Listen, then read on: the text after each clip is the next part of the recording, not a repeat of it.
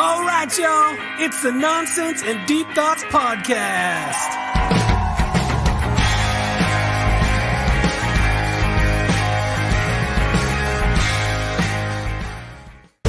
Welcome to the show.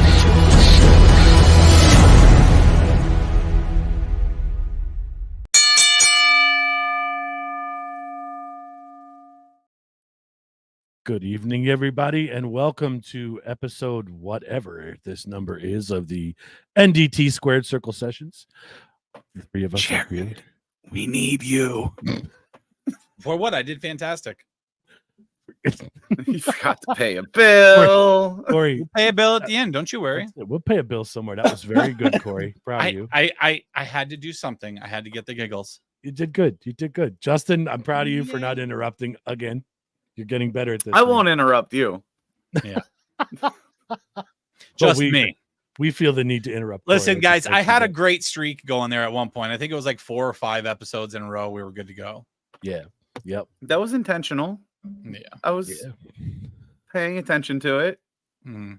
So, Nah, guys, fuck we it. have a very, very special guest with us tonight. The Sarge, Cal Christopher from High Ground Pro Wrestling, is going to be joining us. We had the pleasure of meeting him at a benefit that they did for his wife, and we'll talk to him briefly about that and go over some stuff and kind of get his thoughts on the current state of the industry and what actually we'll talk to him about what got him into the industry and where he plans on going with this. He's a great dude, very talkative guy. Justin and I and Corey, as a matter of fact, just bonded with him instantly when he came into the arena when we were setting up all of our stuff. He was a very, very happy fella, very nice man, very gentlemanly. So yes, so it's nice to meet somebody. It's a little refreshing. So Corey Jared, we'll just call you Corey Jared tonight. You'll be the overlordess. The overlordess. Well, Yeah. thank you. Yeah. I feel Yeah. so pretty. That's fantastic. I know what you want. I know what you want. You already Get 'em know. out here. Let's bring him on out. My man, what's up? Hooray. Hey, what's going on, guys? How are you, big fella? I'm good. How you guys holding up? We're awake. We're trying to stay cool. I can't wait for it to cool down tomorrow. I was gonna say, Jared, I'm always better in this room with air conditioning now, so we're fantastic. Jared just said you can't be the overlordess. So I don't know. Jared, you're gonna have to give him a name when he's filling in for you. So well, Cal, thanks for joining us, man. Why don't you give everybody a little bit of insight, who you are, where you're coming from, all that good stuff, and we'll hit you with some questions after you introduce yourself a little bit. Okay. I don't know where you guys want me to start. Obviously, the Sarge, Cal Christopher. I've been wrestling with High Ground Pro Wrestling for 2 years now, and it's been one heck of a ride. So I've been enjoying it. Great bunch of guys, and I have no idea why I am doing this. If you want me to give you a rhyme or reason to it, there is none. I started at 44 years old. I'm 46 now. I don't know what kind of brain damage I have that got me into this, to wanting to do this at my age, but here I am. So, So you got into this late. What's up? yeah, big time. We're actually planning my handicap match literally in a couple of years. So, yeah. I should be real good at me coming up with a wheelchair or something, you know. I'll tell you what. Tables, ladders, and wheelchairs. Yeah, baby. Yeah, exactly. I like that. When we were there and we watched you, I wouldn't have guessed you'd only been doing this 2 years. Oh. Oh, well, thanks. I'm gonna make sure I record this for a reel. You got it, man. Why in the world did you start so late? What took you so long to get into it? Well, I've always loved wrestling. Going all the way back when I was a kid, I used to watch it with my dad, and it was just a bonding experience that we had. My dad would, both my folks would work multiple jobs sometimes, so any little thing that we could do with them, and my dad, we'd watch the Saturday morning lineups. You know, I don't know what it was back then. We're setting the Wayback Machine. You start off early in the morning, you go through all the cartoons, and you end up with, American Gladiators. And what was the show on Saturday that WWF had at the time? I cannot. Superstars. Like Superstar WWF Showcase. Superstars. Yeah. And he'd sit down, we'd watch that, and or we'd watch TBS during the weeknights or something. It was just something that I could do with him, and he did with his boys. We just got into wrestling, and I loved it. I've always loved wrestling. And even at that age, like 10, 11, 12, I kind of knew what wrestling was about. Okay. I knew the scripted, I knew the predetermination of it all, but it was the pageantry of it. I loved it. And I always wanted to be a part of that world. But when I graduated high school, I was 6 foot tall and 125 pounds. And that does not scream professional wrestler. So that's why I didn't go into it. I wanted to be in it, manager, maybe a ring announcer, commentator, something like that. Even if I had to work backstage running cameras and things like that, I would have been happy, but never got into it. Joined the military. And of course, the military is not going to sign off on you going and getting thrown around a ring. You got a mission to do. This is what you signed up for. Any extracurricular activities, got to go through them. They wouldn't do it. And 15 years later, I'm 35, getting out, going to seminary. By the time I graduate that, I'm in my 40s, and it's like, well, that dream's gone. It's out of here. So didn't think I'd ever get that chance. I've set goals in my life, and I've met every goal that I've ever set out for myself, except for the wrestling one. And that was more of my, pie in the sky, shoot for the moon dream. Wasn't really realistic, but it was something that, you could daydream about, keep you motivated. And by the time I was in my 40s, about 44 years old, I went, it's over. I'm broke. I'm out of shape. My body's hurting too much. Military wear and tear on your system. I couldn't even bend over to tie my shoes. Couldn't bend over to pick up my kids. Couldn't pick up a laundry basket of clothes. Doc said I should have a rod in my back by the time I was 40. And that's it. Guess I can't do this stuff. And then lo and behold, I run into a gal at a sub shop. And she says, oh, there's a training school 30 minutes from my house. And I'm like, okay. My wife, as we're sitting there, I'm with her. She sees the gears slowly turning. And she's like, what are you thinking about? I'm like, nothing, honey, nothing. Don't worry about it. It's just kind of neat to know that there's wrestling near us. And I don't suggest this. But I got the information from the gal, contacted him, set up a time to go meet him, and did not tell my wife about this. Ooh. Do not do that. Ask for forgiveness and permission, buddy. You're not wrong there. Because I figured she was going to yell at me. She was going to make fun of me. Yeah, your pudgy, broke butt is really going to go jump around a ring. How old are you? Is this a midlife crisis? And so I went and I talked to, it was Backbreakers at the time, before it turned over to High Ground. And Justin Glory was the owner. So I got to go meet him, and I figured I probably am not going to do this.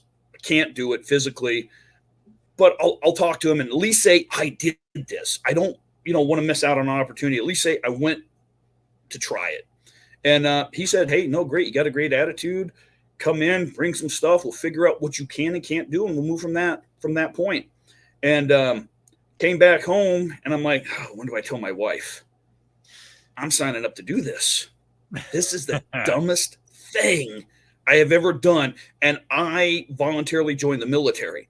So this is really stupid of me. And I finally tell her, and I'm just sitting there going, honey, I'm going to go be in the wrestling business. Okay, that's it.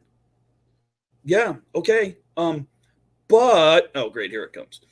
But if you hurt yourself, don't come crying to me. And that was it. Yep. So she's been a great supporter of mine, though. She really has. She's always been helping me. She goes, well, you got to go to the gym. You got a day job. You've got family. You've got a life outside of wrestling. I'm like, okay, check. But it's okay. I can do this, right? Yes, but remember, but you said I could do it, right? Off I run. And that's how it all got started. Go in there. And to be honest, I didn't think I would ever do the professional wrestling part of it. I thought all I would be doing is like commentating, manager. I didn't even know about ref at that point, which I love doing ref work. And so I thought, there's no way I'm going to wrestle, but let's try some other things. And then you take your first bump. Scary as all get out. I think if you're going to be a professional wrestler, you have to have two qualities. One, you have to be bat crap crazy. No questions asked there. If you want to be a professional wrestler, you have to be out of your mind. You have to be nuts, because we protect ourselves from the minute that we're born to the time that we 6 feet under. We're protecting ourselves from injury. And what do professional wrestlers do? We put ourselves in harm's way. So you have to be nuts. Second, you have to be very childlike. And if you guys haven't figured that out by now, I am very childlike. You have to have that fun side of you that, anything can happen, that whimsicalness about you. And I have that. So I get into this, take my bumps, and find out I can do this. I'm not as broke as I thought I was. And I found out that a body in motion stays in motion, and a body at rest stays at rest. And the military, when my back went out on me and my knees went out on me and all these problems, they kept feeding me pain pills and saying, you can't do anything. Sit down. You're done. And that's all I did. And this has been great physical therapy for me. You take one good bump on that mat, and guess what? My back feels great. I feel popping all across of it. It's like popcorn bubble wrap. And it's like, oh, okay, let's get up and let's do this a little bit. I can handle it. But yeah, that's how it all kind of came around. I had this love for wrestling. It's something that, again, I go back to my dad. I give him all the credit for getting me into, wrestling, sitting us down and talking about it and everything like that. And of course, just sidebar, one of my favorite wrestlers growing up was Honky Tonk Man. Loved that guy, even though he was a heel, had a small baby face run, but I like the Honky Tonk. And it's because he was almost a spitting image of my dad when he was younger. So that's why I liked it. So that's why I liked wrestling. My dad was always there with me when I watched wrestling, because if Honky Tonk came on, my dad couldn't be there. He's working. Guess what? I still had my dad as I was watching wrestling. And cool. That love of wrestling just kind of did this. And then up to the point where you think you can't do something, go try it. And that's what I did. And now I'm having the time of my life. I'm having a blast. This is the healthiest that I've ever been, the best shape I've ever been in. Wrestling has pretty much will save my life physically, emotionally, because I've got PTSD and anxiety and depression, stuff that all goes along with that. Haven't had many episodes since I've gotten into wrestling. So it's been a game changer for me. And I'm just loving the snot out of this. This is great. You're making me want to get back into shape and try it out. Jesus. So, well, that's what I'm hoping this journey does is I can show people that, I'm 46. I've only been doing this for 2 years, but I was really out of shape, really overweight, very broken in my body. But if I can do it, you can do it. Anybody can do whatever they set their mind. I mean, be realistic. I went in with realistic expectations, not wrestling, but then I found out, guess what? I can do this. So if I can tell people about my journey and they can go, well, if that old crazy guy can do it, why can't I do something? So it's a good kind of a story to get out there and tell people. So talk us. Obviously the name came from the military background. Is that we can pretty much confirm that's where that came from? Yeah. I was an actual sergeant in the military. I was a staff sergeant. And it was Sarge when you were listening to me and doing your job. And it was Staff Sergeant Sir when I needed to crawl up your butt. So, yeah, the Sarge gimmick, just the name rolled with it. So that's awesome. Why reinvent the wheel, right? So you Sergeant Slaughter. That was a good gimmick. That was a great gimmick, Sergeant Slaughter. Oh yeah. So you said that you enjoy the reffing as well. To me, I think reffing would be a lot more difficult to do. So compare the two. Which one's easier for you to do? Like, what do you think has more stress involved? Reffing. Reffing definitely has more stress involved. When you're a wrestler, you go out there, you got 10, 15, 20, whatever your match limit is. You go out there, all you have to do is remember your opening, maybe a little fire up moment, and what the ending is. You're done. Get out of the ropes, go hit the showers. When you're a ref, okay, well, I got to remember the first match, Okay, the other ref's taking the next match. Now I got to remember the second match. Who's going over? Who's going under? Okay, is there any spots that I need to know about? Okay, where am I running around to so that this can be done and that can be done? Do I need to know anything special about this? Now I got to get out of the ring, get back in the ring. There's never a break with being a ref. And sometimes, like in the indie scene, you watch WWE, what do they got? They've got 5-6 refs out there, so they get little breaks. In the indie scene, you might have 2 guys, and what if that one guy has a flat tire on the freeway? Now you're running 10 matches on your own, and what if you got to take 2 bumps during the night?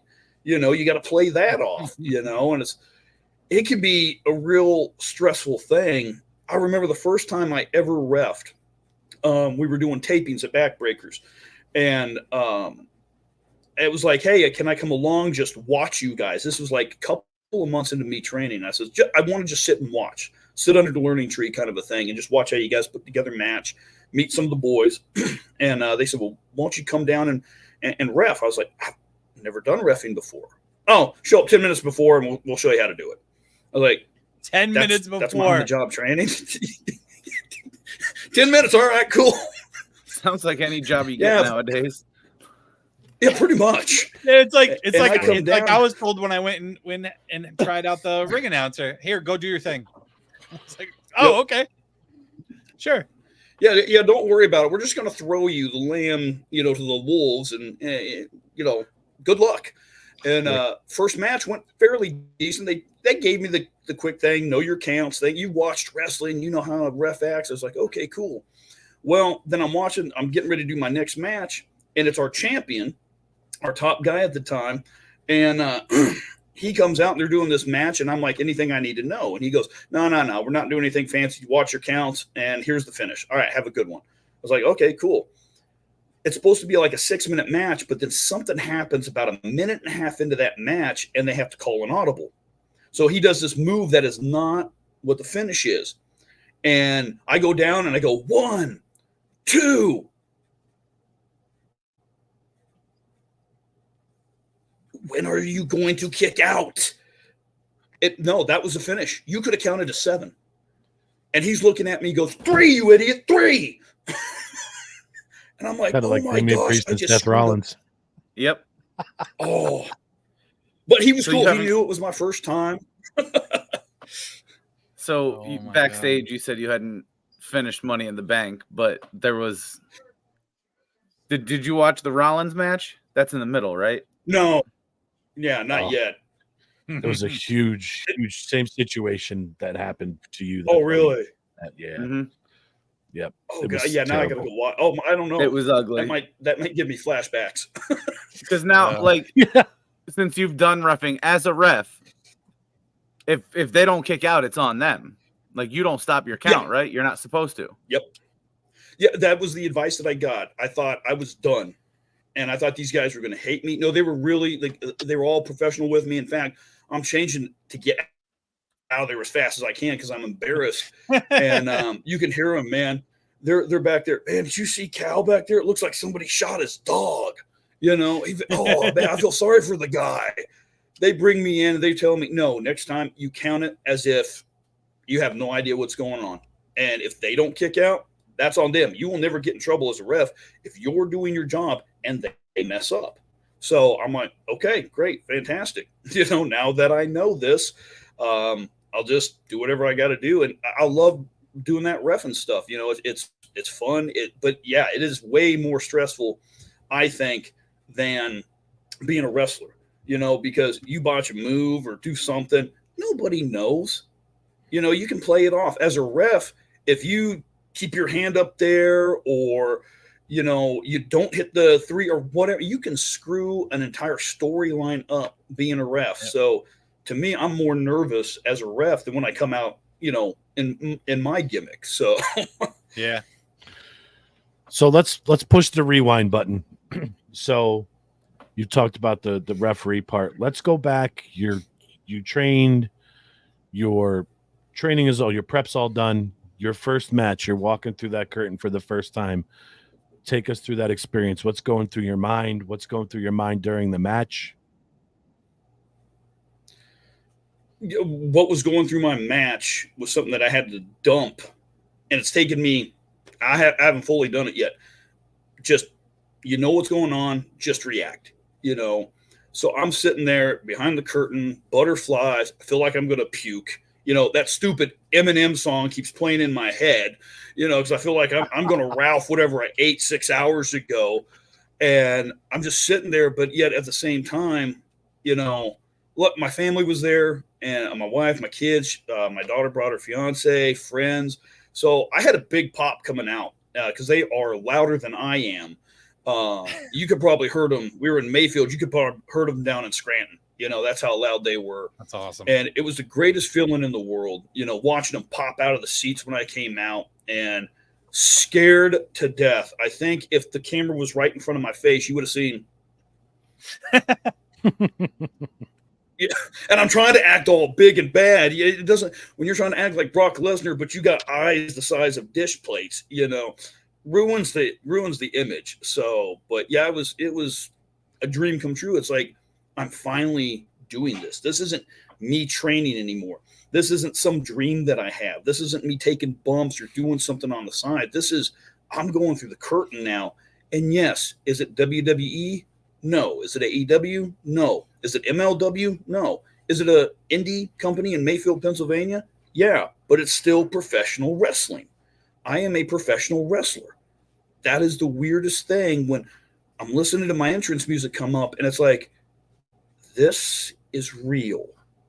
Now let's get out here and do this. And yeah, it's the scariest dang thing in the world, but it's also the best feeling when all of a sudden that ring pop, you know, the ring curtains pop open, you step out and everybody's cheering for you. And it's an addictive thing. It really is. I love that. I love the moment that I can come out and hear everybody pop for me. And then getting into that ring the very first time, the only thing I'm thinking about is don't screw up, don't screw up, don't screw up, don't screw up, don't screw up. You know, that's all I'm hearing in the back of my head. And you're trying to remember, oh, I go from this point to this point to this point. And it's taken me a little bit and a few trainers pounding it into my head that goes, you know what your opening is? You know what your shine is? You know what the go home is? Play it by ear. Just relax and have fun out there. And the first time I watched that first match back, and it's like, oh, that's cringy. It really is. But it was fun, though. It was good. You know, I worked with a good guy. Balos was my first opponent, and he was good. We had a lot of fun. We did have a big botch in there, but then we were able, instead of doing the deer in the headlights, we were able to recover, and we just did whatever we could until we could get to a point where, okay, let's do this again. And we got to our finish. So yeah, it was a scary thing. But at the same time, what was it? It was like an 8-minute match, but it felt like a minute. That it's just, when you're in that ring, the time is just sped up so much. And you're like, wait, we still have 6 more minutes to go. No, actually, we're probably a minute over what we were supposed to do. And it's like, oh, okay. Whew, didn't screw that up. So what was the finish? Did you go over or did he go over you? No. He made me look strong, but then what was it? It was the world's strongest slam. I crossbody into him. He picks me up. Bam. That was the first hardest bump I've ever taken. And I'm sitting there going, oh, why did I do this again? Oh. So, yeah, I mean, not the as bad as the adrenaline slam that I took, but yeah, it did. I think if it was, I'll tell you what, when you're training and you do bump after bump after bump, you hate it. I hate training. I'm not going to lie to you. To everybody at High Grounds, I hate training. I hate it. It sucks. It absolutely does. But what's going to get our body in shape? You know, what's going to, help us take those bumps? When you're in the ring, those bumps that I take over and over again, yeah, they don't hurt as much. The adrenaline helped. I wasn't stunned for as long as I, would have been.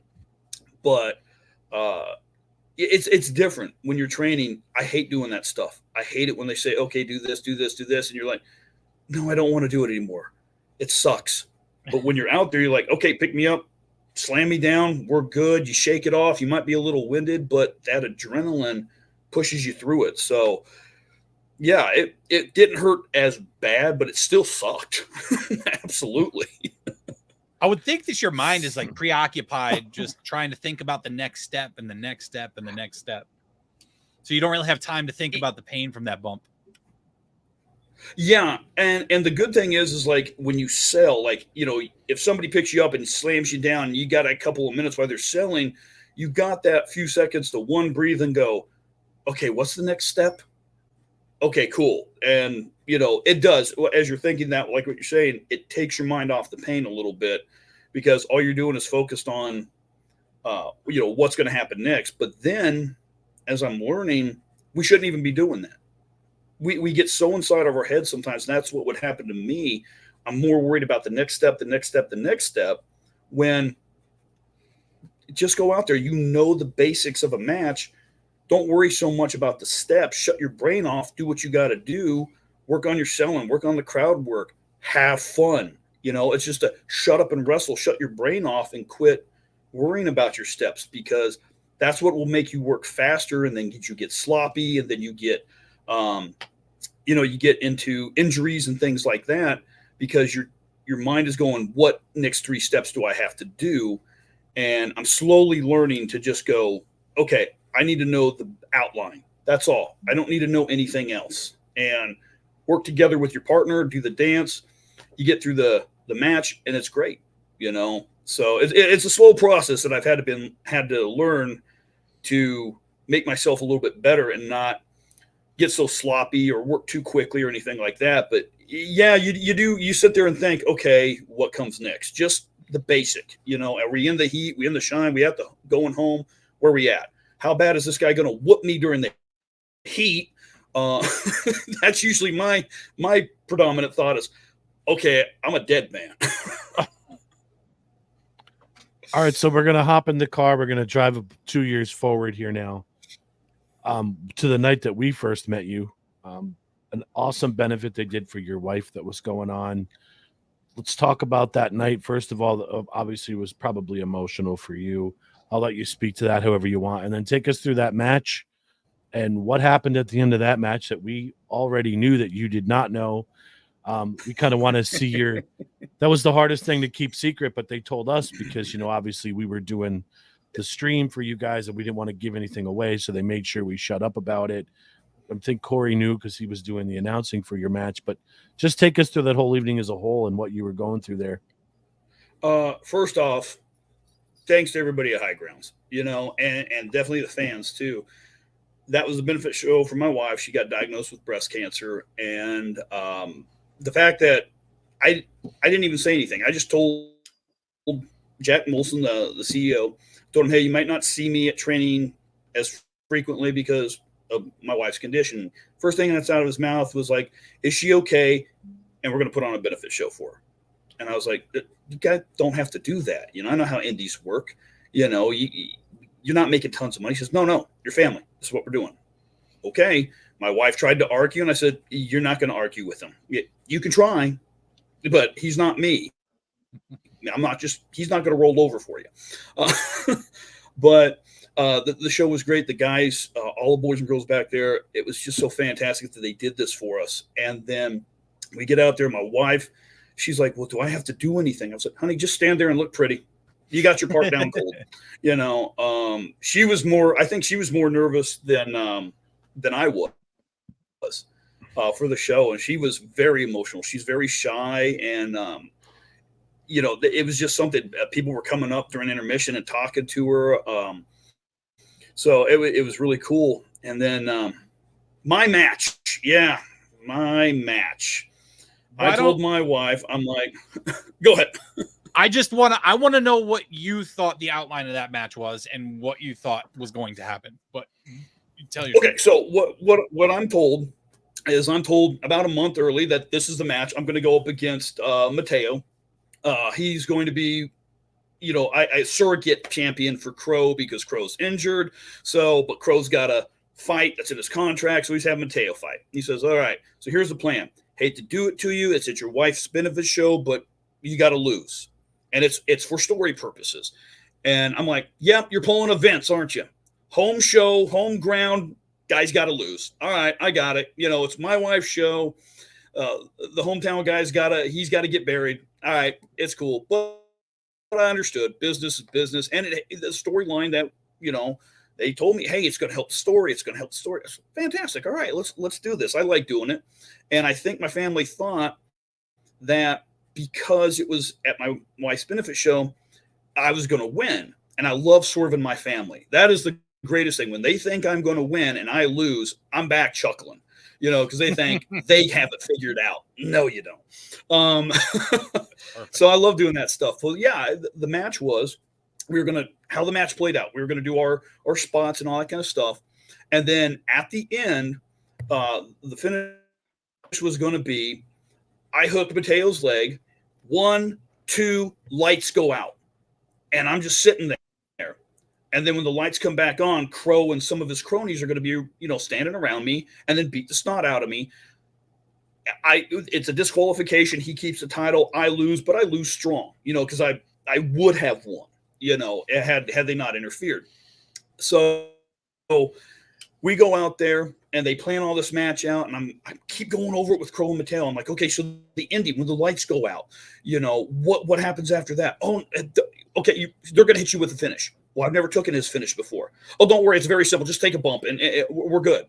I was like, but guys, I've never taken his finish before.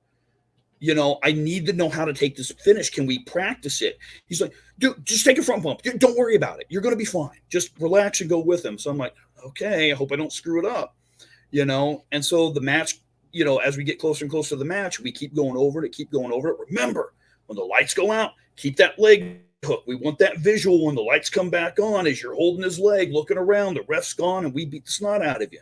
I'm like, all right, got it, guys. So we get in there, we do this match.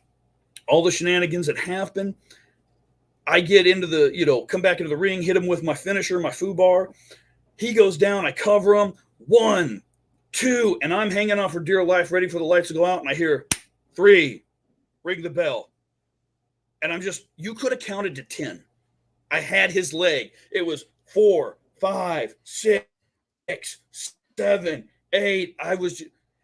Mateo's underneath me. He says, I could literally feel your stomach drop. Your thought was, did you dork up? And I was like, yes, that's exactly what I thought. I screwed the match up. I did something wrong. I didn't hit something. The lights didn't go out because I forgot to do something. That was the signal. And I won when I'm not supposed to win. And I'm like, don't do this to me. Don't let me win by a mess up.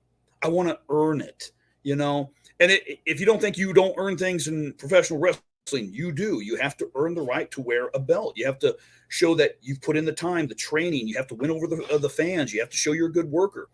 I want to prove that I am, capable of wearing that championship belt. And I'm freaking out. And if you watch the footage back, I'm taking forever to get up. And then Belladonna comes out with the belt. And I'm afraid to even look at her. She hands me the belt. And I'm thinking she's like, yeah, we have to do this. But you are so screwed when you get it. That's what I'm reading on her face. You are screwed. Go celebrate with your family. And all I heard was, go celebrate with your family. I'm like, yeah, this might be the last time I will ever be in this ring. So I better go celebrate. And I play it off. I raise the belt and I act the part of the champion as I come back.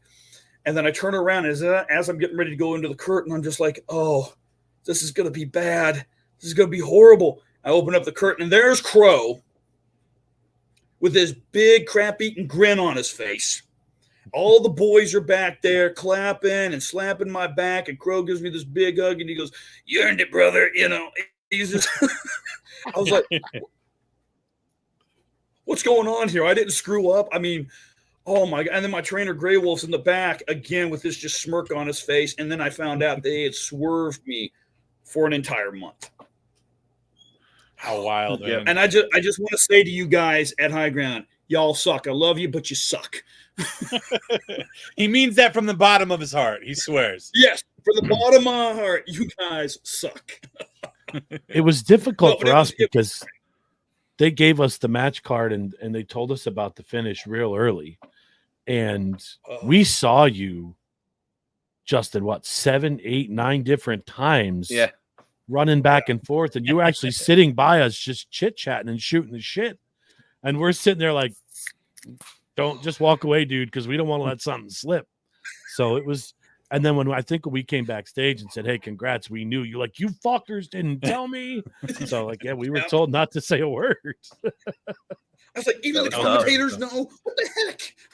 We looked forward to that finish the whole night.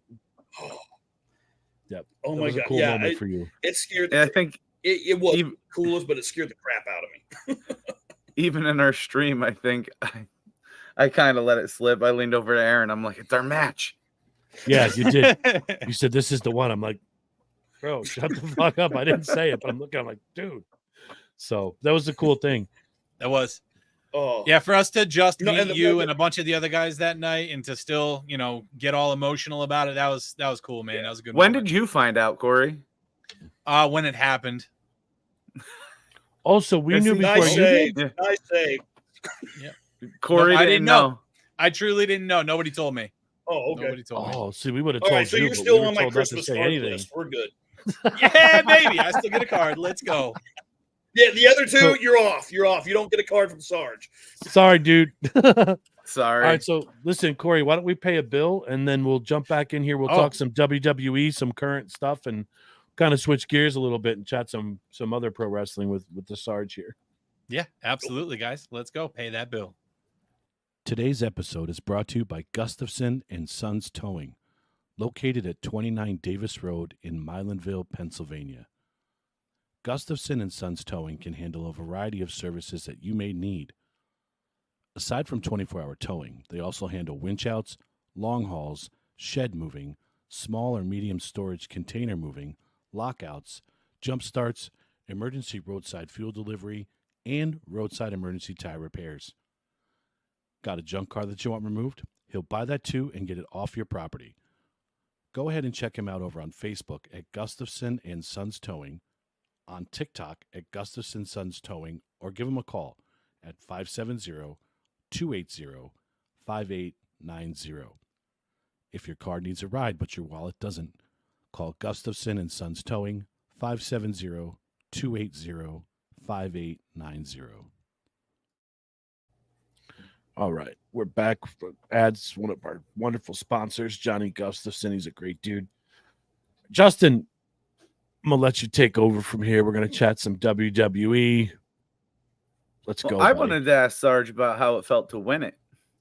Okay, yeah, we could do that. What was that feeling? Oh, you getting the championship? Yeah. Oh, yeah. No, that was one of the coolest things. That's definitely up there. Getting married, my kids, making sergeant, having the championship. So it's definitely in my top 5 for something of some kid that was always bullied, always picked on, smaller than everybody else. And now I got to pick this dude up, spin him around, jack his jaw, cover him. And now I'm carrying a title. It was just, and the fact that I could do it at my wife's benefit, when I thought I was going to lose, the fact that I could do this for her, because she's my champion. So I literally wore the belt for her, and it was just the coolest experience. And then having the boys work me and swerve me like that to show me that you earned it. We trust you. You're a good wrestler. You're a good worker. We're putting the belt on you. It made me, because to be honest, I was thinking about quitting just a couple of months before that because I felt like I'm just not getting this.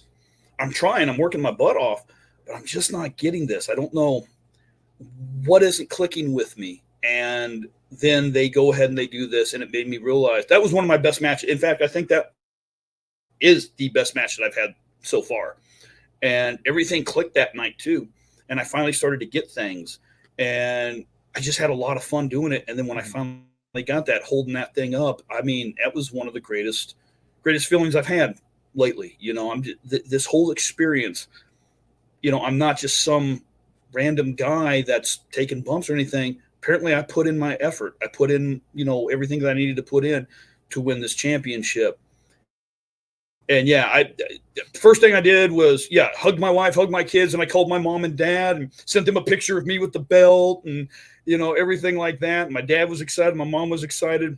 My mom, I will say this, she was not a fan of me doing this when I first started. She hated this idea. She absolutely hated it. She didn't want to talk about it. She didn't want to hear me talk to my dad about it. Nothing. Because you're old, you've gone through too much in the military, you're broken.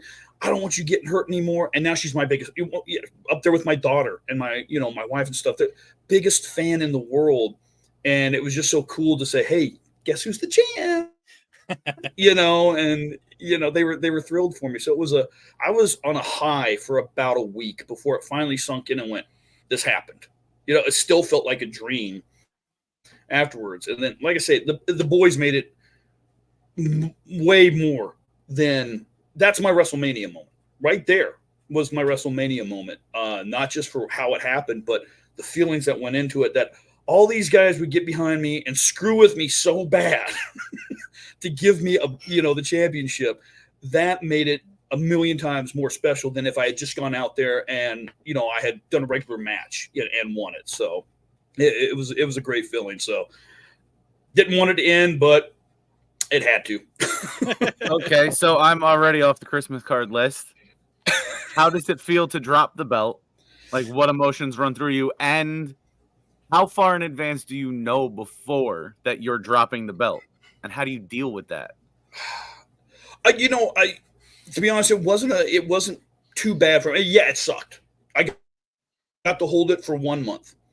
And then I knew maybe a week after the show that, yeah, hey, just to let you know, you're going to drop it again. But again, to me, it's how's this going to further me? How's this going to further Crow, Mateo, the rest of the boys? How is this going to develop storylines, and what could be built further on down the road that could be an even bigger one? That's how I look at it. It's so these guys are idiots. they're laughing. This guy right here, every time someone says storyline, we try to tell Corey and try to explain to him how important I think the storylines are more important than the wrestling aspect. And see, he's already getting uncomfortable in his chair. So do you agree with us that the storytelling is more important than the actual in-ring part of it? All right. Yeah. I don't know. These two might go back up on the Christmas card list. Yes. Storyline, I think, is way more important because now some storylines can be drug out and they can be done crappy. They really can be. And how many decades of wrestling do we have to support that? But storylines are way more important than just going in there and throwing a match together. Because why the heck do I care? Why do you care that I'm fighting Lucius Crow for a belt or Mateo or somebody other guy? Why do you care? No, the storyline is what's going to do it. So me dropping the belt makes you want to hate Crow. You absolutely hate him because look how he did it. He did it dirty again. When is he going to get his comeuppance? You're waiting. And it could be like you look at the bloodline. How long did that storyline go? I was getting sick of it, to be perfectly honest. But still going. It drugged out. Yeah. Well, the Roman Reigns aspect. Go. Oh my God, I was getting sick of it. And then, of course, it blew my mind when Cody Rhodes won the title. But that's what storylines do. They get you invested. They make you emotional. They want you to, oh, wow, this is what I've been waiting for. So, yeah, for me, losing the belt didn't really bother me too much because I know we've got some good minds over there that they're going to progress the story. And somewhere along the line, Sarge is going to stump a mud hole in somebody's butt and walk it dry for 5 clicks. So, hey, let's go down and have some fun with this. Let's tell as many storylines as we can. Tell the story to get bigger and bigger and bigger, and then listen to the crowd. And when they're tired of it, well, then that's when you pull the cord and you either do something or you abandon it or whatever you got to do. But I 100% believe that storytelling, the overall, and then what you tell in the ring is way more important than just the match itself. Best example, I was told to watch a Paul Orndorff and Hulk Hogan match. This was like back in the early 80s. They didn't do crud in that match. I think there were 3 spots in that entire match, but they told this huge story. And then I'm watching, I'm like, come on. What's going to happen next? And then they asked me afterwards. They said, "So how many moves were there?" I think there were only 3 moves in that entire thing, but you were into it, weren't you? Yeah, story.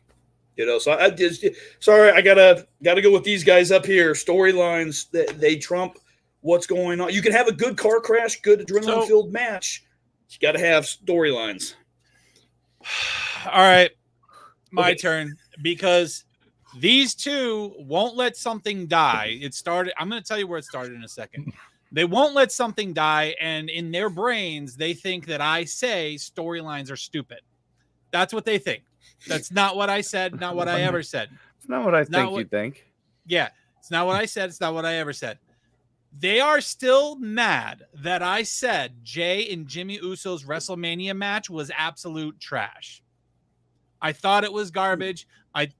Now I like storylines. I like a good storyline. I don't like ones that are dragged out for too long. They're beating a dead horse. I thought Alpha Academy lasted too long.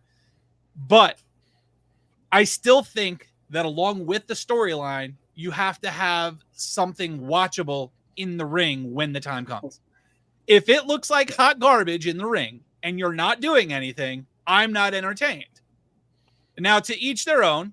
That's fine. If you like seeing 67 super kicks in a match where nobody's going down because their super kick sucks, okay, cool. You enjoy that. That's fine. I don't like it. So they won't let it die that I said the Usos match was terrible. So now apparently I don't like stories and I think it's awful. I'm gonna clarify. No, I got to introduce them to my wife because they sound like my wife. Not letting something die when you've said that. So yeah, I'll have to introduce you guys to my wife, and you guys can. I want to clarify why I say this though. I want to clarify why I say this because I got to find out what show it was on. But at some point somewhere, Corey said, in his opinion, which he's entitled to, the wrestling aspect is more important than the stories. And that's where Justin and I jumped on like, no, that's not. That's just how we feel. We feel the story is more important. Yeah. And then I think you need both. You have to have a mix of both, correct? But we're just saying that we think the stories are more important than the actual wrestling part. And we did give Corey quite a bit of shit about the Usos. Man. We did. Bro, I'm so tired of it. Are you ready for the second one? Shut the fuck up. You guys pick shit up and you never put it down. It's this story thing that you think I hate stories. And then fucking Taylor Swift, you don't let die. Beating the dead fucking horse. Whoa, I haven't done any. You guys are Swifties? I haven't. Oh, no, I hate Taylor Swift. No. I can't. Okay, I was going to say, I was like, bye. So they just continuously barrage me with Taylor Swift. I have not said shit about Taylor Swift since the Super Bowl. I can't stand. I'm sorry, I'm not a Taylor Swift. Yeah. Actually, Jared I just laugh every time it gets played. Alive. That's it. Jared kept. I'm not drinking the Kool-Aid. Sorry, guys. No, me neither. No, that we got so annoyed because they just took over the NFL with her, and it was getting so. I had fun with it through football season, and that was the end. It was over. It was dead. Mm-hmm.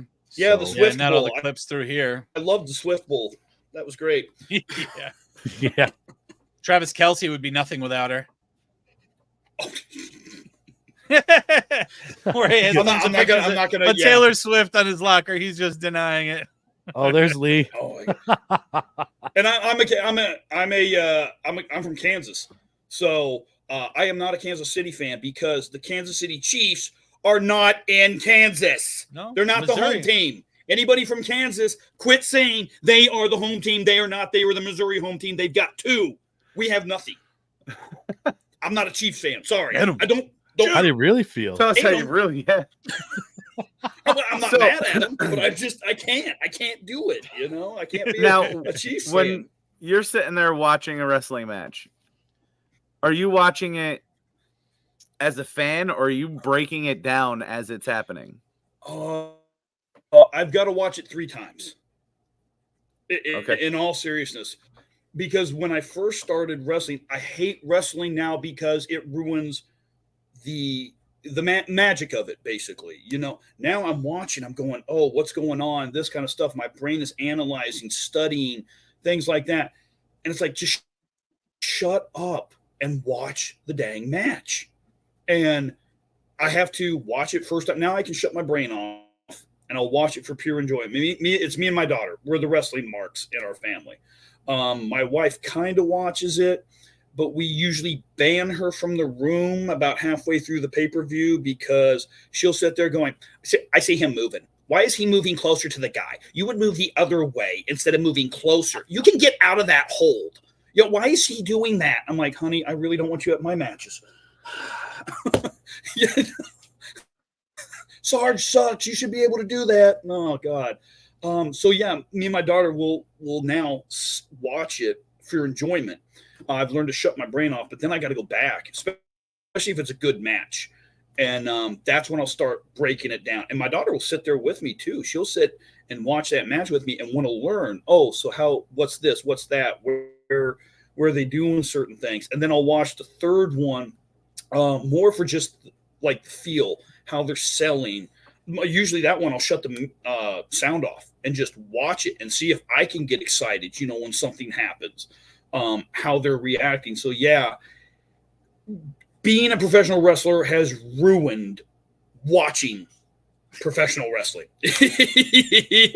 I think that's with the way these two above me break down a wrestling event. I think there's a big difference in how they watch versus how I watch. I watch it twice and enjoy it, and I'm like, yo, they did really well, and they're like, well, they missed this spot, and that was a botch. No. The first time I watch it, it's just to watch it. The second time I watch it, I start looking for things. Yep. All right, so Cal, that's how I have to do it. Lee's got something for you here. He says, push the July 27th show in Lehigh, PA. 27th show. Oh, yeah, that's our that's going to be in obviously Lehigh. Spoiler alert right there. So yeah, July 27th, we're doing it at he's just feeding me time. First time High Ground Pro Wrestling has been in Lehigh, PA. Yeah. Just keep sending me the cue cards. It's called Pleasure and Pain. It will be at the Pleasure Lounge. The Pleasure Lounge. Yes. So what's the Pleasure Lounge? Oh boy. Is it what I think it is? No, it's an after-hours club. I had to explain this to my wife, and if she's listening, it is an after-hours club. We are going there before the after-hours. And she looked at me. She goes, how many poles are in that club? 4. What do you think holds up the ring? That's perfect. So, yeah, it's just an after-hours club. We're going to be going down there. Interesting info right there. Lee just doubted it. Woo! Yeah. The junior heavyweight title and the heavyweight title will be defended. Heavyweight title will be defended that night. Okay, so he says call the. What do you want me to call it? The junior heavyweight title, or you want me to give it a ring? It's not with me, so I guess maybe it's missing me. I need to call it. I think he's doing talk to text, and it's changed it from Cal to call. Probably. So yeah, there'll be some title defenses that night as well. I'm trying to think. Crow will be there. The Maulers will be there. I'm going to be there. Yeah. So and then obviously the defense. So Anderson will be there. Andrew Anderson, he'll be there. Nice. It's going to be, like I say, it's going to be our first time in there. So it's going to be fun. It'll be a new venue for us to go into. So I'm really excited about trying something a little bit different, Oh, and then Jack Molson. What? Hey, you don't think I can cut a promo here? You got to keep feeding me lines? What? Oh, man. Oh, damn. Oh, Crow. Here. Hold on. I got him written right here. Give me a second. Lucius Crow's got a message for you. He says, thank you, Cal, for keeping my precious title safe. But just so you know, I did take her to the hospital today, and she's cleared of all STDs. I don't know if you're going to the Pleasure Dome with the strippers, they might have a problem afterwards. Right? Have to eat some moldy All I know is I put that title on and I started to itch. That's all I'm saying. I'm not throwing shade, but I put that thing around and I started itching like crazy for 3 days. That must have been intense. No shade, no heat. Just saying. Oh man. I wish we were around for this one, fellas. I know we're all busy that night, but I think we're missing out on this one. We'll have to try to get to next month's show. But at the 27th, I have that'll be the my third. high school reunion. 20 years, man. 20 years. Are you going? Lee want, yeah, I think so. I have to pull the money together first, though. Lee wants to make sure everybody is aware there are no strippers there that night. But the Pleasure Lounge probably has the best. So hold on. Let's just clarify. So he started with this. Don't said that. Honey, just go in the other room. Go in the other room, honey. Don't Don't look at that part. Don't look at that part. Earmuffs. Guess you're gonna get me in trouble. There'll be plenty of muffs. It's a 50-50 it's a 50-50 chance here, guys. We don't know. Maybe they'll be there, maybe they won't. God. I'm so sorry. Yeah, I just didn't lose my title. I'm gonna lose my wife because of the show, you know. I'm gonna guess that's not a family-friendly show. We'll find out when we get there. It should be. It should be because, like I say, it's gonna be before they actually open up the actual club part of it, and we got to be out of there before they start. So, like I say, it's going to be a really cool show. It's going to be, like I say, different venue. So we'll get more fans, more people watching us, more. You know, I'm loving it. Let's take over. You know. Yeah, and guys, you can go to High Ground Pro Wrestling over on Facebook. They've got their links over there that you can purchase your tickets through. Doors open at 6.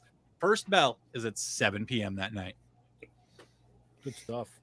Crow says, I wish I stood a little bit longer to shake your hand, but you were on the floor looking at the pretty lights. But you looked comfortable on your back.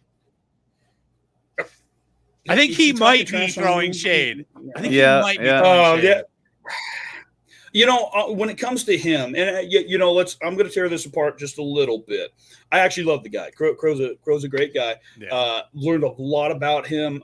Learned a lot from him. Probably learned too much about him, but I've learned plenty from him, and he is a good brother. He's somebody that I feel 100% safe with. But you know what? When he talks, sometimes you ever watch those the old Charlie Brown Peanuts shows? Mm-hmm. He's like the adults. Wah, wah, wah, wah, wah, wah, wah, wah, wah, wah, wah, wah. Okay, yeah, Crow. Okay. Wah, wah, wah. Uh-huh. Who's a good boy? Who's a good boy? Actually, it would probably sound more like this. Because of that raspiness he's got. Sorry, Crow. Love you, boy. I love him, but he does sound like that, like an old lady trying to pick up on you that smoked like a carton a day. Hey, like sweetheart, how you doing? Yeah. That's perfect. Don't worry, this is Crow. I'm here to defend my championship. All right, so Lee says it's a family-friendly show. Doors open at 6. Bell is at 7. That is correct. This part's pretty cool, though. Children 10 and under are free with a paid adult. That is really awesome. That's cool. So family-friendly violence wrestling show. Bring out the kids. Yeah, baby. Gotta love it. I love it. You should, too. But make sure you hit up High Ground Pro Wrestling over on Facebook to check out all the information for upcoming shows. Justin, anything else, buddy? No, sir. We can talk WWE or yeah, we're at our time. You got something else.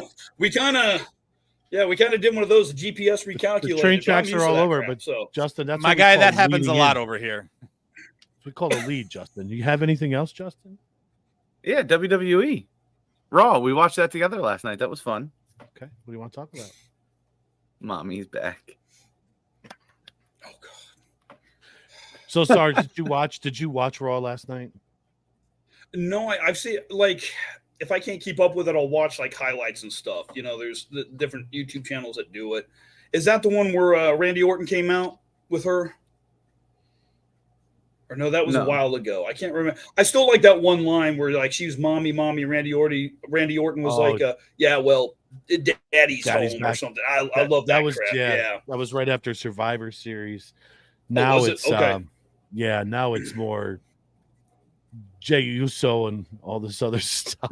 So mommy, I said I had to laugh last night when he was doing his little segment because he was like coming out and goes, yo, I hear mommy's single and ready to mingle. I'm ready to holler. Yes. I was dying. He's a funny dude. So funny I will say anymore. that he's hilarious. I mean, I will say as much as like I agree with Corey though, that match was not the greatest. But it's what they are. They do Yeah, it's who their characters, what they're getting over. I love the yeet. It's kind of it's cool. I like Jay, and I love goofy wrestling. I like humor in wrestling. So yeah, having Jay and there, the way Sammy, he's been the way he's been playing the Wyatt 6 thing, even though really they're not after him, it's fantastic. He always mentions them. I'm looking forward to the Wyatt 6, seeing how that. I didn't even realize who everybody was until I saw something. I was like, oh, that this person, this person, this person, this person, and then I'm like, okay, let's see this manifest. Let's see this work out. I'm looking forward to seeing what that Wyatt 6 have you been up to date on their presence recently? I've caught like little things here. I think I caught last week's shows, but I haven't seen or week before, whatever. Yeah, they're just screwing around with people. They haven't really done anything yet, right? Their first night they did. Watch their debut night. That was a good one. Last night was a good step forward. Was it? Okay. Yeah, it was on Raw. Yeah, I'll it was the Raw right before Money in the Bank. Oh, okay. Yeah. No, it's like, guys, I can't remember what I had for breakfast this morning. So, I was happy with last night. I'm looking forward to that. I was happy with what I saw last night. Yes, bringing in a new character. I'll have to check that out. Oh, in the Wyatt 6? Yeah. Well, and so they introduced Bo Dallas and morphed him into Uncle Howdy, where he interviewed himself. Yeah. So then last night they reintroduced Rowan. And they're kind of doing the same thing where you're not seeing Howdy interview him, but questions are being asked, and he's giving very emotional responses. Huh. That had to be tough. Yeah, because I remember seeing the bow down, how they did the mankind, when he was talking to himself kind of thing. I was like, well, obviously we've come leaps and bounds with the technology, so it worked out a lot better. So, but yeah, that was real good. So I'll have to check out the Rowan one. I didn't see Monday night, so yeah, that was a good one, and I'm glad they're doing that. Yeah, what you think of that, Aaron? That's your faction. It's nice to see it's all coming together, and like I told you last night, this is going to be a year-long thing, and it's going to fizzle out unless they come up with some other way to keep these guys invested in it. It's not going to last more than a year. What do you think about how they made Bo Dallas look? I was so pissed because that was just the beatdown they gave him. It was just kind of, I don't want to say pissed, but that they could have went a different direction with it. I mean, they're making him laugh and the whole nine, but it made him look so weak but crazy at the same time. Well, he didn't I'll take all this pain. But I don't know how you make him look weak when he didn't choose. Like, it's like he didn't choose to fight back. It's like he didn't even attempt to. Well, yeah, but you got three guys knocking the crap out of him. I mean, it's realistically, it's not going to look like he's going to be able to fight back anyway. And every time he started to come to, they jumped him again. So I get what you're saying, but it's just, that's the thing. Like, why didn't he fight back? Why are you making him stand there and take this instead of trying to fight? I just think they could have booked it a little different, where he put up a little bit of a struggle. Could it be he was trying to get the evil? Yeah. The evil out of Gable, because when Gable finally snapped because he was laughing is when he looked at him and said, "There you are." Yeah, that makes sense. Like I said, I just wish that they let him have a little more fight back in that, because if you want to make this stable look as strong as they're trying to make it look, to have him get the boots put to him without so much as throwing a punch, just to me didn't make any sense. Yeah, but if he fought back and still got his ass kicked, then don't you think that would have made him look weaker? I thought that would have made him look weaker. It makes sense when you got three guys jumping you. Yeah, but it would have made him look panicked. So if you got three guys jumping you, you're not going to fight?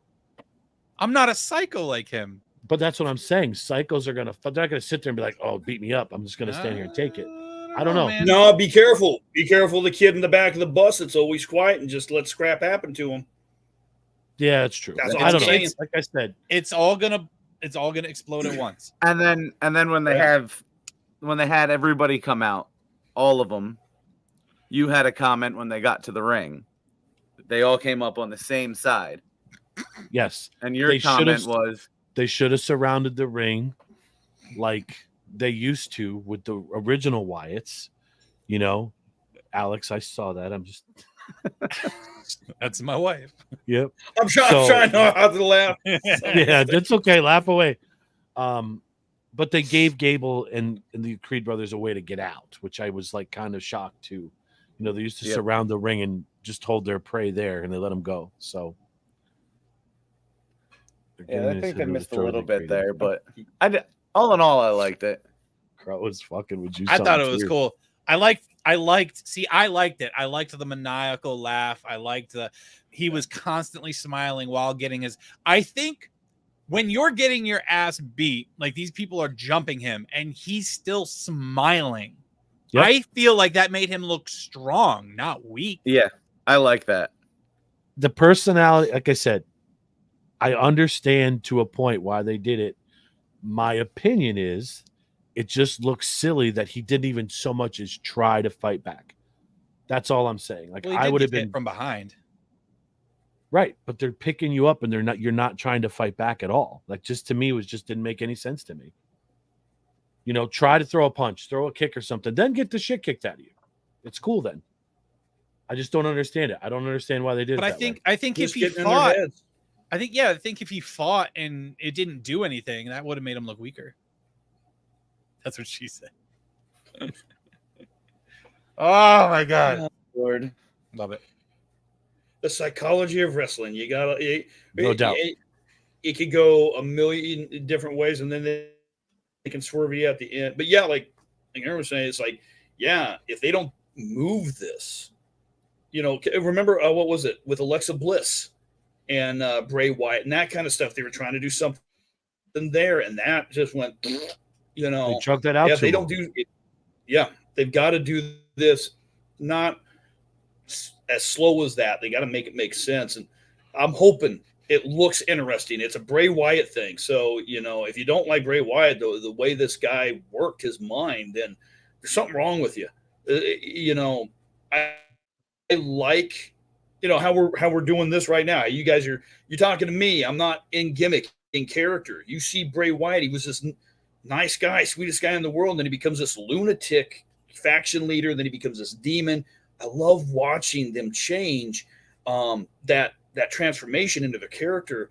And Bray Wyatt was just so awesome in what he did. He could just mess with you to where you're kind of creeped out a little bit watching it. So keep this going. If this is in honor of him, keep it going. You know, don't drag it out like what you're saying. You know, 18 months from now, and we're like, yeah, nobody cares. That's how I got with the bloodline. It's like, I don't care. Somebody whoop his butt, get it over with, because I'm tired of hearing acknowledge me. You know, The funny part about that bloodline story is, and I'm a Reigns guy. I've been a Reigns guy since day one when he was with the Shield. Yeah. I got tired of the storyline with him dragging and holding his belt hostage. But now look what everybody's doing. They missed this guy already. He's only been gone since Mania. So many people calling for his head, and now they all want him back. So yeah, he'll pop back up. You know, he's got, who knows what they're going to end up doing in the future. But I'm kind of glad that storyline, because I was just like, oh, we just got to make it till SummerSlam. We got to make it till SummerSlam. Everybody knew, because he kept winning the match. Every match was the same for him. Yeah. You could predict the way the match was going to lay out. But yeah, it was always something dirty, something. And you could tell he was like, no, I know who's going to win. I'm going to go take a bathroom break. I'll come back, grab some nachos, come back. Oh, didn't miss anything? Okay, cool. You know, oh, Reigns won. Thought so. Oh. And what's the bloodline doing now? I've been watching. It's like, that's not the bloodline.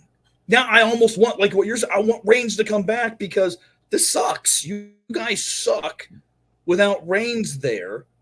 There's Solo Sikoa. All but one. Jacob Fatu, I think that man can carry his own. I don't give a shit. Yeah. Oh. Yeah, it's like Solo Sikoa. What is he, 32-0 right now? Or 0-32? He hasn't won anything yet. It's like, yeah, we need a better leader. I think that's where Reigns makes his return on SummerSlam Saturday. Yeah. Screw Solo. That's what I'm thinking. And No, they're not doing for SummerSlam. They're not doing 2 nights till next year, right? Next year Right. in Minnesota. Yeah. Next year they'll start 2 nights. Okay. My daughter was asking Right. about it. I said, honey, I think it's next We're year. thinking about road tripping. You want to go with us? That would be so Where's that fun. at? Minneapolis. We're thinking about road tripping, are we? Oh yeah, buddy. Fucking hell. I thought about going to this year's. road trip here. Ugh. Yeah, Cleveland's not that far. No, 7 hours. Oh, Yep. I'll do it. I don't Cleveland? care. I'm crazy. I got Cleveland's another like 6, prediction for SummerSlam. So you got we started talking. Mommy's back. Forgiving Dom. Dom's gonna get himself involved in that match at SummerSlam and cost her the belt. And Liv's gonna keep it. Oh yeah. And that's gonna end them altogether. Yep. I hope so. I'm not a fan of love stories. Not a fan of love stories in wrestling. Yo, Crow is on you hardcore, my dude. Hey, listen, it's all about See, building the story. again, all I'm hearing is wah, wah, wah, wah, wah. That, I mean, that might as well be Sanskrit to me, you know? I don't know if he can even I don't know if he can string words into a sentence. I'm not sure, you know? I was hoping that Rhea would whoop on Dom a little bit last night too, Alex. Yeah. Seriously. That would have been fun to watch in the ring.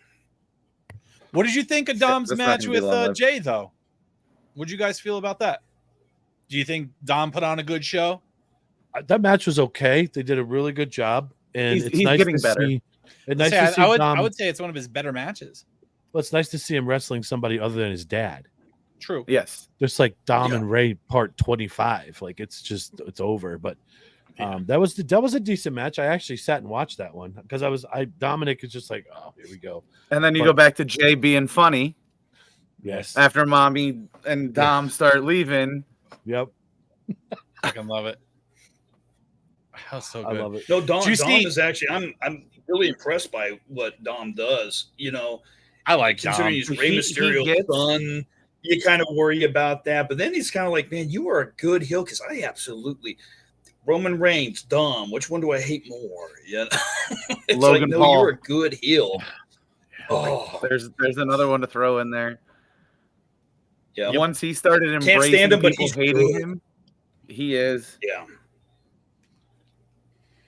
You And can't then- make that guy a face. You can't. No. Oh God, no! He's too good at being a heel. I can't wait till he drops that belt though. SummerSlam. He should probably wrestle more.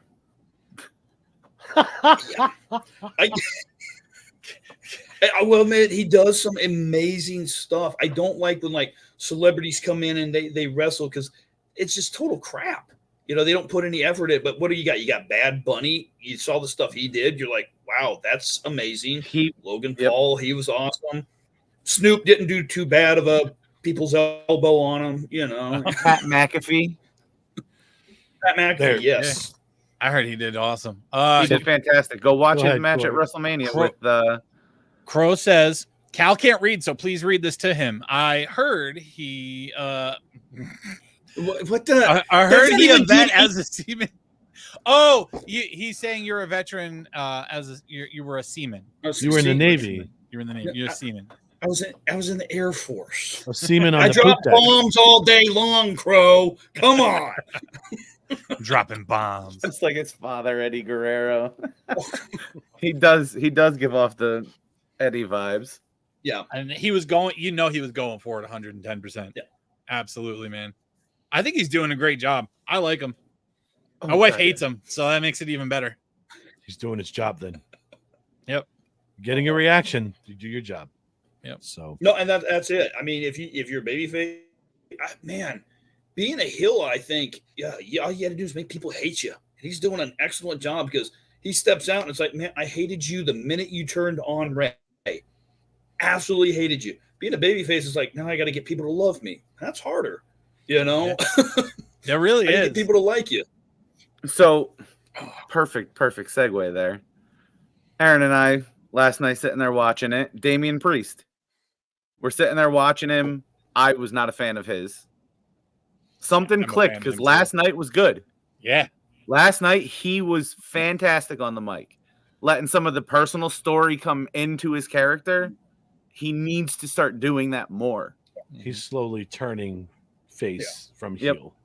And that's where I think that's where he's going to shine as more of a face character. He'll be able to relate with the crowd more. He's funny. He's gonna leave Judgment Day behind. And I think it was Corey that said when we watched the presser for WrestleMania, I can get behind this guy. Like you could tell he's a good dude. He's, if he could speak like that all the time, I'd be 100% behind him. And it's funny because I was busted on Corey. He was saying how Monday Night Raw should only be 2 hours and SmackDown should be 3. And now, like 2 days later, Netflix announces that that's how the format's going to be. And Corey said this about Priest: if he changes how he talks on the mic, he'll be more relatable to the crowd. And now that he's doing that, it's starting to turn. So I don't know if Corey's like secretly writes for WWE and doesn't tell us, but it's kind of fucked up if he's. I don't know. Sharing. He can hold the secret. I get. Well, no, you didn't know. Never mind. That's why you're still on the Christmas card list. That's right. Yeah. Never mind. Yeah. You guys wrote. You'd be like, for me. So, but the product, I think the product when it goes to Netflix, so we've spoken this ad nauseum too, is going to be so much different. I can't wait so for much Seth better. fucking Rollins. I can't wait for that to come because that's just going to be amazing. It's going to be like the old Attitude Era days. So that Yes, first it is. episode, I don't know. on Do you guys Netflix, think it's Netflix going to go crash. insane though? No, Like, they'll still. I They're understand not going to go attitude and- crazy with it. Yeah. They're not going to go. It's not Vince doing it. Okay. I think that Yeah, 'cause first I was wondering- episode that they're going to do something big. Yeah. They're going to push some I envelopes. think They're they going to got to blur worry the about lines. the crowd. Yeah, the crowd's going to be hot. Crowd is We what they're should- going to have to. Oh my gosh. We should see where that Raw is. We should. If Road it's trip. local or within a couple hours of driving distance, Corey's thinking maybe. We're You gonna want to start be you want to looking. be at the first Netflix Raw? Dude, could you It's imagine? gonna be hot. I'll drive. Like Oh, I don't, man. you know that. Right. Beam Told me my up, wife the other Scotty. night. It's only Well, gonna if be it 2 was, hours, in Corey. Philly or Pittsburgh, you guys got it. Yeah. Even New York. Yeah. I made Oh. money here. 6 months, brother. I made a money. I'm gonna start putting a coin jar together for you. I have So a coin I jar was that I'm kinda- saving up for SmackDown next year to get That's front for row Lena. seats on my That's daughter. Lena's fun though, right? That's Yeah. for Lena. To get her front row. So Wait, did So- they already come down here? yeah, we were actually at the show. May. Did they? Okay, yeah. June. My daughter keeps asking me about that. She wants to go to the shows and stuff. It's a daddy daughter thing, and They're it's back in okay, November. cool, but Yeah, Oh, are Monday they? night. Raw's Okay, here in cool. November. but that's 3 Um, hours. I got work in the morning. Take off So- Tuesday. I was a little confused last night with what they did with Drew. That was I have a theory on that one. I don't know if I like what they did. Are they Trying to like force him to apologize. Are they trying to keep him out of the SummerSlam picture so Seth can have a match with Punk so that Punk can, get the dust off, shake the dust off before he goes with his feud? I don't know.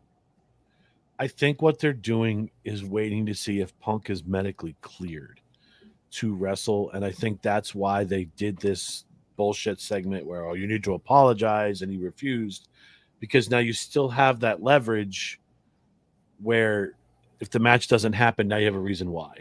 I think that's one of the reasons they did that. Okay. So you think they're gonna keep him suspended until after SummerSlam?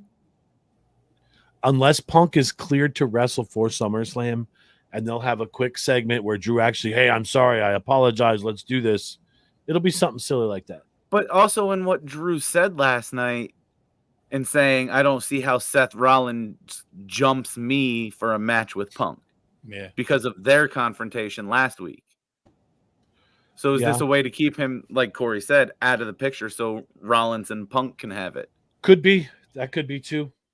But I'm Because just Rollins thinking the other is side of it.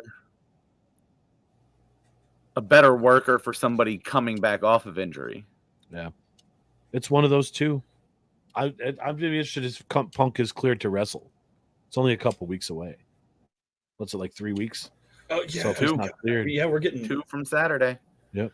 Oh, and Bridie said that the Raw January 6th is in Stamford, Connecticut. Oh, that's not far. I'm down. Corey, It's about 5.5 hours. We'll talk. No, Oh. Stamford's not that far.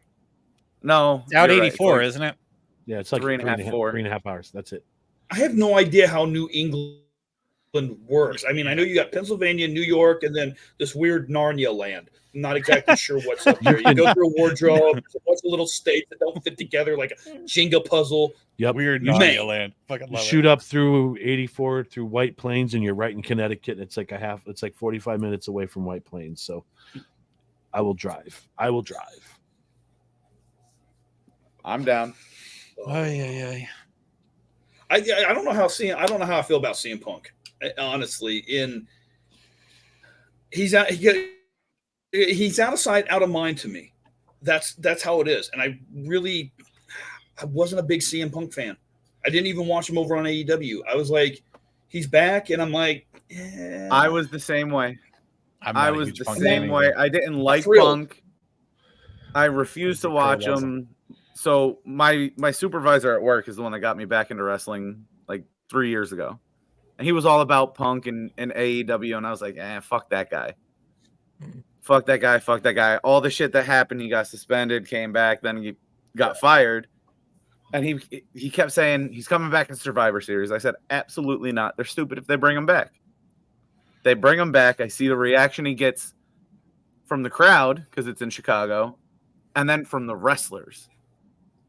And seeing Seth Rollins freak out, I wanted to know why. So I started watching videos, and everything he said that happened at Wembley or wherever the fuck they do that one show was on point. Like, he didn't lie about it. He was just straightforward, and he seems like a genuine dude. And watching the work he did in AEW, that company would have folded 3 years ago if it wasn't for him, because he created storylines, but nobody wanted to work with him there. And that's the issue that he had. And he coming back to WWE, he looks like a completely different person. So I'm going to play on words here a little bit. Punk had to eat a little bit of crow to come back to the WWE and get his spot. I know he had to make some concessions, and I never thought I would see that happen either. But I was just as shocked as half the world when they saw that return. I never thought I'd see the day. And I really thought it was cool when Triple H came out with him and said, hey, hell did freeze over.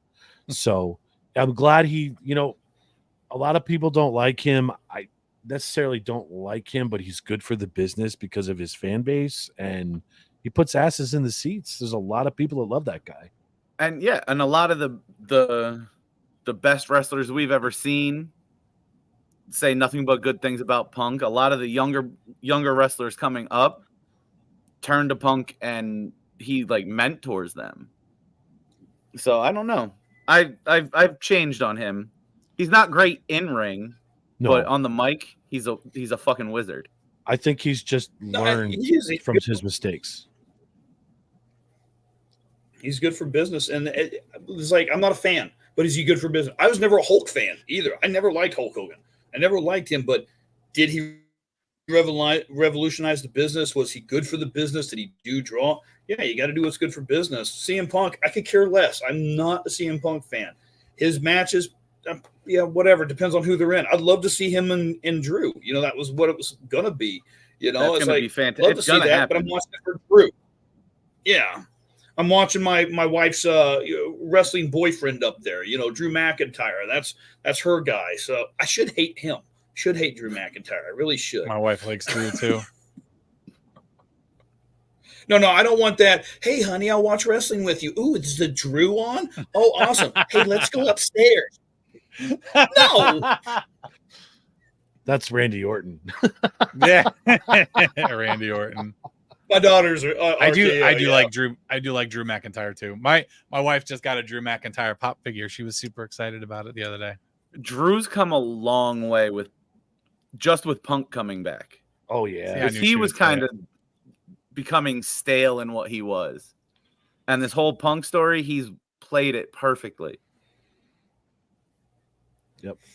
Robbie, I don't know much about Wade Barrett as a wrestler. I didn't watch through his whole era there, but I can't stand him as a commentator. I can't stand him. I think he's terrible. He's another good heel that they're missing. They need heels like him in the business. Why now? Why did he stop? Injury. I can never I know it's his accent, but I can never understand what the fuck he's saying. I don't know what he's saying, man. Why do British people make such great heels in WWE? William Regal. William Regal, yeah. Oh. The Boston Tea Party, bro. Don't tread on me. That's why. Alex says he's Bruce the shark from Finding Nemo. I gotta ask you guys this too, because I swear that it's just me and my family that hears it. But with Gunther's music, when it hits, the first couple lines, or first couple notes, it sounds just like Baby Shark to me. Correct. It sounds like I'm hearing Baby Shark start. So the next time we go to an event, we'll start singing the song. What happened? Next time we go to an event, we'll start singing the song when his shit starts. I think I yelled it out when we went to SmackDown. No, he wasn't on SmackDown. Shark, dude. He was in the dark match. That's when Cody came out and said. That's why I started yelling it.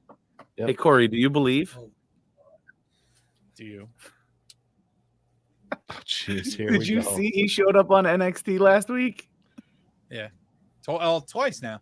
He was in the Rumble match they had. Yeah, and then he was like a surprise partner Steven, for a tag team match last week. Who? Joe Hendry. I believe in Joe Hendry. Okay. He's from TNA. Oh, okay. Got a Well, very if he was theme on song. this Monday, no, I didn't catch it. So yeah, I'm like, who the heck are you guys talking about? Do you believe in magic? No, I thought that's where we were going. So while we're winding down, Sarge, are you going to watch SummerSlam on August 3rd? Oh, well, I'm not on August 3rd. But yeah, because that's our show. So yeah, I ain't going to be able to watch it. I'll be watching it probably Sunday. Oh, so you have a show August 3rd. Where at?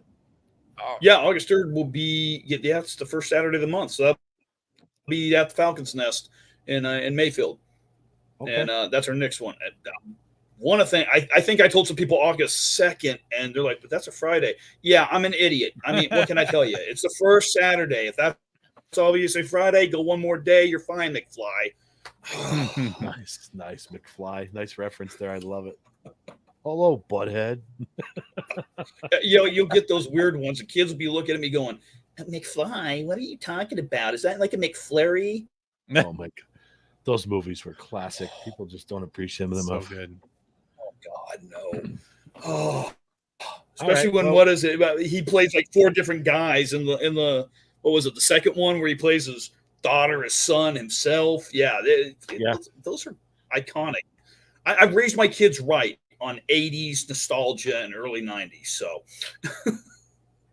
it's good stuff. Good stuff. Oh, no All right, worries, we're winding Jerry. down. You guys got anything else that you want to throw out there? We're at 8:30. Yeah. Let me hear you say NDT. Yeah. Jesus. what? He's doing LA Night. What did he say?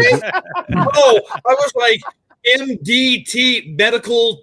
What does he need help? Is he having a stroke? He's going for a medical doctor technician or something. The heck! Somebody help Apparently Corey. Go give him CPR. That's what we're supposed to be. Yes, Okay, we are supposed to have NDT. Yeah, there we go. Yeah. That's Let me cool. talk to you. I love his. I love LA Knight's thing though. I actually had to do and it. also old guys too. I love old guys that are wrestling. Yep. Who do you consider an LA old guy Knight, wrestling right now? Anybody Aside from The my Rock. age. I don't know if there's many. Yeah, The Rock. He's older. John Cena pops in. I think he's a year older than me. Bro, there's got to be some that you don't even realize. Like Priest is Randy 42. Orton, Finn, Damian Balor. Priest, Yeah, Randy Orton. AJ Styles. Is Damian Priest? Yeah. Damian Priest is 43. I know AJ Styles is older. And then, Finn Balor when is LA in Knight his came early on 40s. scene, I like it, yeah. Finn Balor? Yeah. Yeah, hope Drew's they younger. bring I back would have his- thought Drew was in his 40s. God, I hope they bring back his Yeah. demon. Oh, the Oh, demon Finn's? character. That'd be Yeah, for nice sure. if that would get a pop.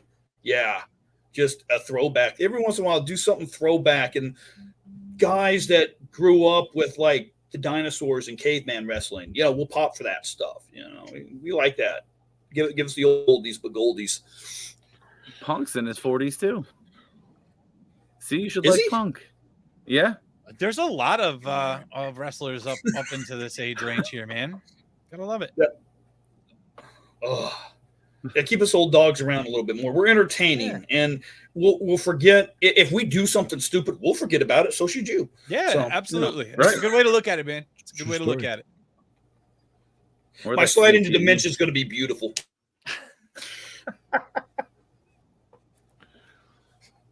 Well, we went overtime.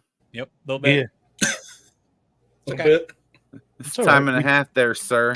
we do it all the time. Oh, Yes. so I got to give you guys my timesheet. All right, cool. Don't worry, guys. Time and a half for absolutely nothing is still absolutely nothing. I hope you enjoy your Shit. check. Hope you enjoy your check. Damn it. God damn it. After All right, anything else? After tax. Yes. Anything else before we head out, guys?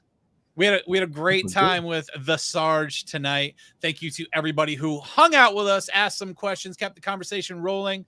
Don't forget to check out their show on July 27th. It was Lee Heighton, correct? At the Pleasure Lounge. Lee Heighton. Yep. Lee Heighton at the Pleasure Lounge. Head over to High There Ground. may or may not be strippers there. We're not sure yet. Not during the event. Hey. though. Oh, The wrestlers will be happy. I can do a little. Ring girls. I mean, they could Just pay me saying. to put my clothes on. Maybe that could work. Yeah, Give me a couple my extra wife bucks. does that. My wife pays me to put my clothes on. All right, guys. So the next time we will be live should be Friday night for the gaming episode variety show this upcoming Sunday. We are going to have a fantastic guest.